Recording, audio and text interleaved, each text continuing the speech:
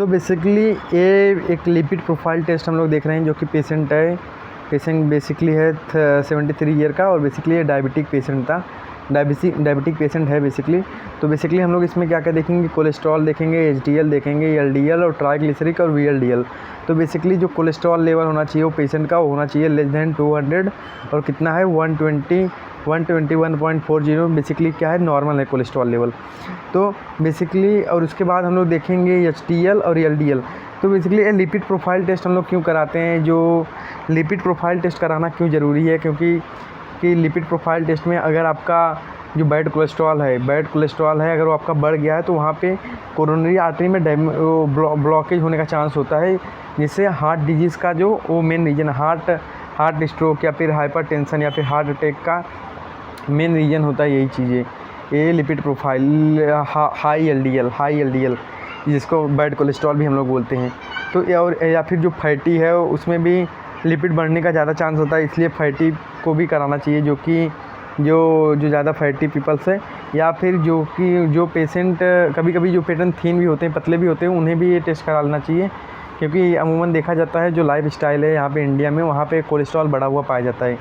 तो वहाँ पे बेसिकली हम लोग बोलते हैं अब कोलेस्ट्रॉल अब देखते हैं एचडीएल क्या होता है, गुड कोलेस्ट्रॉल होता है, एचडीएल गुड कोलेस्ट्रॉल होता है बॉडी में, जो कि जिसका रेंज होना चाहिए 40 to 60, और इस पेशेंट का कितना है 38। मतलब बेसिकली बोल सकते हैं कि मतलब नॉर्मल ही है, बेसिकली नॉर्मल ही हम लोग इसको कंसिडर करेंगे।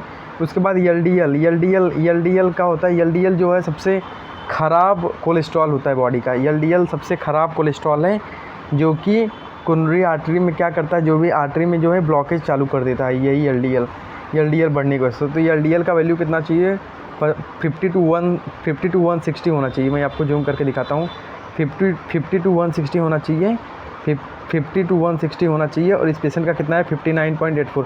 मतलब एलडीएल आप जितना कम कर सको उतना ही ज़्यादा बेटर है, तो एलडीएल हम लोग कम कैसे कर सकते हैं, जैसे हम लोग फ्रूट्स खा करते हैं, फ्रूट्स में हम लोग जैसे फ्रूट्स में हम लोग का हो गया एप्पल हो गया, उसके बाद ग्रेप्स हो गया, उसके बाद हम लोग का सिट्रस हो गया, जैसे सिट्रस में जो अपना लेमन है, उसके बाद प्लस आपका ऑरेंज भी हो गया। इसके बाद हम लोग ड्राई नट्स खा सकते हैं, बादाम जैसे हो गया, उसके बाद हम लोग दाल खा सकते हैं, इससे सोल्यूबल फाइबर्स होते हैं, वो सब हम लोग खा सकते हैं। तो इससे एलडीएल आपका क्या होता है, धीरे धीरे कम हो जाता है। और उसके बाद होता है एक वीएलडीएल। ये वीएलडीएल भी जो होती है वो भी बैड कोलेस्ट्रॉल होता है, वीएलडीएल भी होता है, बैड कोलेस्ट्रॉल होता है, बैड कोलेस्ट्रॉल ये भी वीएलडीएल भी बैड कोलेस्ट्रॉल होता है, जिसका लेवल कितना होना चाहिए 35 से कम होना चाहिए। तो ये भी कितना है 22.76 है, मतलब इस पेशेंट का वीएलडीएल नॉर्मल है। तो अगर एलडीएल या फिर वीएलडीएल आपका बढ़ रहा है, मतलब वो आने वाले हार्ट डिजीज़ का संकेत है कि हार्ट डिजीज़ हो सकती है, या फिर कोई गंभीर बीमारी हो सकती है, मे बी ये हार्ट अटैक भी हो सकता है। अगर एलडीएल आपका मोर देन 160 है ना, तो अगर ये 190 तक पहुंच गया किसी पेशेंट में, तो वो काफ़ी सीरियस हो सकता है आगे जाके। इसलिए आपको जो लिपिड प्रोफाइल टेस्ट है, आपको 20 के बाद आपको हर साल में एक बार एटलीस्ट कराना चाहिए, या पतले हो या मोटे हो, उससे आपको एलडीएल आपको पता हो जाएगा।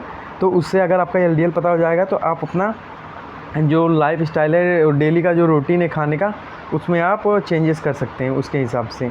तो this is total all about the lipid profile test. Hope आपको समझ में आया होगा लिपिड प्रोफाइल टेस्ट। तो अगर ये पूरा यार चैनल आपको समझ में आया हो, ये पूरा लेक्चर अगर आपको ये लेक्चर पूरा समझ में आया हो यार, तो यार प्लीज़ एक बार चैनल को सब्सक्राइब करो, आगे भी मैं आपको नेक्स्ट टिप्स बताऊँगा।